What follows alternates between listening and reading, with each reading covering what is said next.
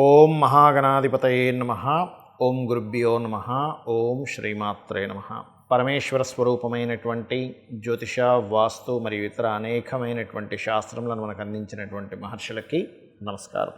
హయగ్రీవ హయగ్రీవ హయగ్రీవేతి యో వదేత్తస్య నిస్సరతే వాణి జహ్నుకన్యా ప్రవాహవత్. అరుణాం కరుణాతరంగితాక్షీం ధృతపాశాంకుశపుష్పబాణచాపాం అనిమాదిభిరావృతాం మయూకైః అహమిత్యేవ విభావయే భవానీం. శ్రీమాత్రే నమః. ప్రేక్షకులకి ఆ లలితాంబిక అమ్మవారి యొక్క అనుగ్రహం పరిపూర్ణంగా కలగాలని మనస్ఫూర్తిగా కోరుకుంటూ మనం ఈరోజు చెప్పుకోబోయేటువంటి 7వ తేదీ నుంచి 13వ తేదీ వరకు ఉన్నటువంటి వార ఫలితాల్లో 8వ తేదీ మనకి గ్రహణం ఉంది. ఆ గ్రహణము యొక్క ఫలము ద్వాదశ లగ్నాల వారికి ఎలా ఉంటుంది? అయితే మన ఇండియాలో గ్రహణం లేదండి, ఇది బయట దేశాల్లో ఉంది. అయితే ఏ లగ్నం వారు లేదా ఏ రాశి వారు ఏ జాగ్రత్త తీసుకోవాలని మాత్రం ఈ గ్రహం ఫలితం మాత్రం ఒక 40 రోజులు ఉంటుంది దాదాపుగా. అయితే ఇండియాలో నివసించే వారికి చాలా తక్కువగా ఉంటుంది. అమెరికన్ కంట్రీస్లో నివసించే వారికి ఈ గ్రహణ ప్రభావం ఉంటుంది. కాబట్టి దానికి సంబంధించినటువంటి ఫలితము, జాగ్రత్త, ఏ దానం చేసుకోవాలి, ఏ రాశి వారు దానం చేసుకోవాలి, అదేవిధంగా ఏ దేవత ఆరాధన చేసుకోవాలనే విషయాలు మనం ఇప్పుడు తెలుసుకుందాం. వృశ్చిక లగ్నము, వృశ్చిక రాశి. మీకు గ్రహణము పంచమ స్థానంలో జరుగుతుంది. చూడండి, మనకి అంటుంటారు గ్రహణ సమయంలో గర్భవతులు జాగ్రత్తగా ఉండాలి అని అంటుంటారు. ఎవరు ఉండాలి? పంచమ స్థానంలో గ్రహణం ఏర్పడేవారు ముఖ్యంగా జాగ్రత్తగా ఉండాలి, అందరూ కాదు. మీరు రీసెర్చ్ కూడా చేసినట్లయితే గతంలో ఎవరికైనా ఈ గ్రహణం మొర్రి అంటూ ఉంటారు. అలాంటివి ఎవరికి ఏర్పడ్డాయి అంటే ఫలానా లగ్నంలో జన్మించి ఫలానా లగ్నం నుంచి పంచమ స్థానంలో గ్రహణం ఏర్పడిన వాళ్ళకి మాత్రమే ఎఫెక్ట్ ఇచ్చింది, కానీ వేరే వాళ్ళకి ఎఫెక్ట్ ఇవ్వలేదని. కాబట్టి మీరు మరింత జాగ్రత్తగా ఉండాలి. మరి వేరే వాళ్ళు జాగ్రత్తగా ఉండకూడదు అంటే జాగ్రత్తగానే ఉండాలి, ముఖ్యంగా చెప్పాలంటే ఇది గర్భవతులు.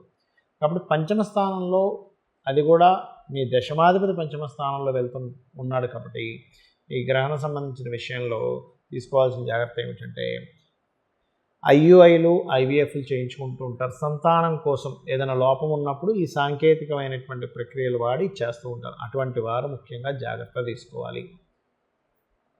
స్నేహితుల మూలంగా అనవసరంగా ఇబ్బంది పడే ఛాన్స్ ఉంది. లేదా స్నేహితులు కలుస్తారు, పద అక్కడికి వెళ్ళిపోదాం, ఎంజాయ్ చేద్దామని. కానీ అదే దేని మీద పడుతుంది ఎఫెక్ట్? ఈ గ్రహణం వల్ల ఉద్యోగం మీద పడుతుంది. కాబట్టి దశమాధిపతి గ్రహణ సమయంలో సూర్యుడు కదండి గ్రహణాన్ని పట్టేది, గ్రహణానికి సూర్యుడు పడుతున్నాడు కదా. కాబట్టి ఏంటి, ఈ యొక్క విషయాలు జాగ్రత్తగా ఉండాలి. మరియు ఫైనాన్షియల్గా అయితే చాలా బాగుంటుంది, దానికి ఏమి ఇబ్బంది లేదు.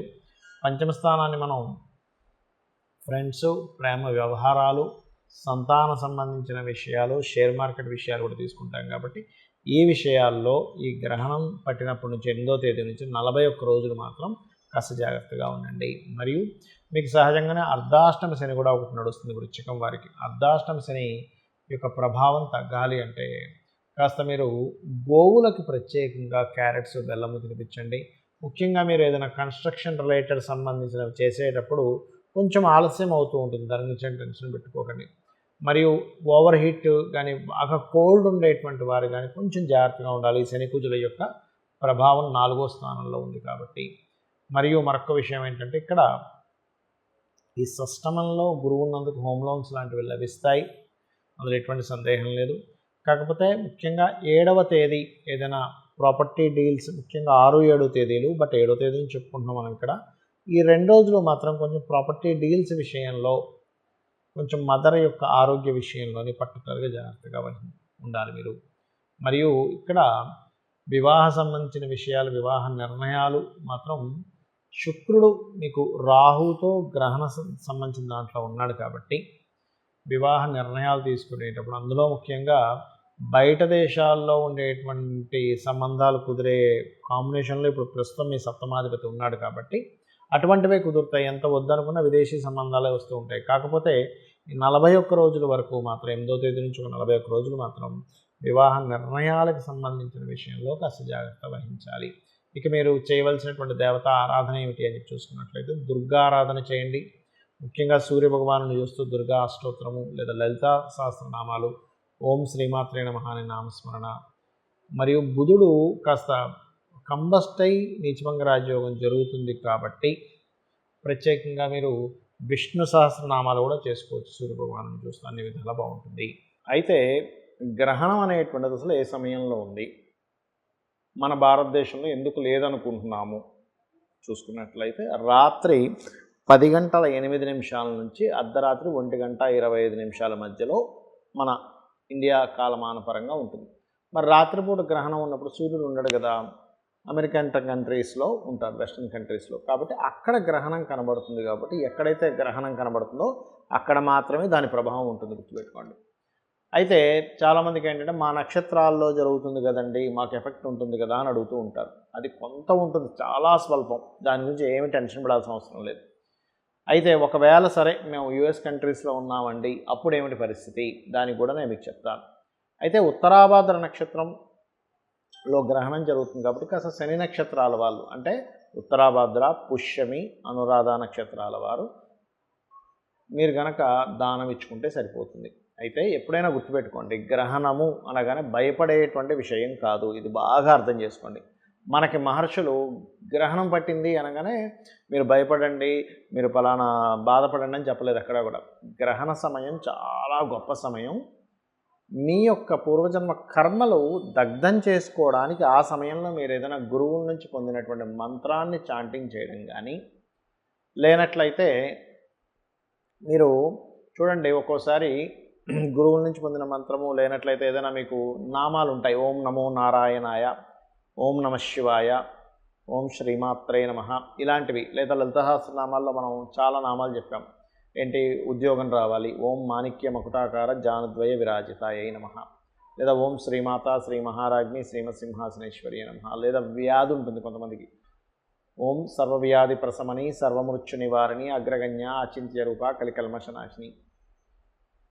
అలా ఏంటంటే మీకు ఉన్నటువంటి సమస్యని బట్టి లలితా సహస్రనామాల్లో ఒక నామం తీసుకొని చేయడం కానీ, చేయడం వల్ల ఏమిటి, ఆ గ్రహణ సమయంలో శక్తి ఎటువంటిదంటే మీరు ఒక్కసారి చేస్తే 1000 సార్లు చేసిన ఫలితం వస్తుంది. కాబట్టి 1000 సార్లు చేసిన ఫలితం కాబట్టి దాదాపుగా 4 గంటల చిల్లర ఉంటుంది. కాబట్టి గ్రహణము ఈ చేసిన చాంటింగ్ వల్ల మీ పూర్వజన్మ కర్మ దగ్ధమై మీరు చేసే ప్రయత్నాలు సఫలీకృతం అవుతాయి. కాబట్టి మహర్షులు గ్రహణ సమయాన్ని జపానికి వాడుకోండి అని చెప్పారు. మరి గ్రహణ సమయంలో గర్భవతులు కొంచెం రెస్ట్ తీసుకోవాలంటారు, అది ఎంతవరకు కరెక్ట్ అంటే అది కరెక్టే, ఏమీ లేదండి, ఏదో పెద్ద ఇబ్బంది ఏం లేదు, మనం కాసేపు రెస్ట్ తీసుకుంటాంగా. అలా గర్భం దాల్చినటువంటి వారు యుఎస్ కంట్రీస్లో, అమెరికన్ కంట్రీస్లో ఉండేటువంటి స్త్రీలు చక్కగా ఆ సమయంలో అటు ఇటు తిరగకుండా బయటికి వెళ్ళి గ్రహణం సంబంధించినవి చూడకుండా కాస్త ఇంట్లో సైలెంట్గా ఉంటే సరిపోతుంది. మరి కామన్ పీపుల్ గ్రహణాన్ని చూడొచ్చా? ఖచ్చితంగా ఆ ఫిలిం లాంటిది పెట్టుకుంటారు, లేకపోతే నల్ల కళ్ళద్దాలు పెట్టుకుంటారు, కొన్ని ఎక్విప్మెంట్స్ ఉంటాయి, అవి వాడుతూ చూడాలి కానీ డైరెక్ట్గా చూడకూడదు, గుర్తుపెట్టుకోండి. అలాగే మరొక విషయం ఏంటంటే దానం ఏమి ఇవ్వాలి. ఇక్కడ మీనరాశిలో గ్రహణం ఉత్తరాభాద్ర నక్షత్రంలో పడుతుంది కాబట్టి మీనరాశి ఉత్తరాభాద్ర నక్షత్రం వారు, అది కూడా యుఎస్ కంట్రీస్లో ఉన్న వాళ్ళు ఇవ్వాలి. ఇక్కడ ఉన్న వాళ్ళకి అవసరం లేదు, ఒకవేళ ఇవ్వాలనుకుంటే ఇవ్వండి, తప్పేం లేదు. ఎందుకంటే దానం ఇవ్వడం ద్వారా మంచి ఫలితం ఉంటుంది కాబట్టి.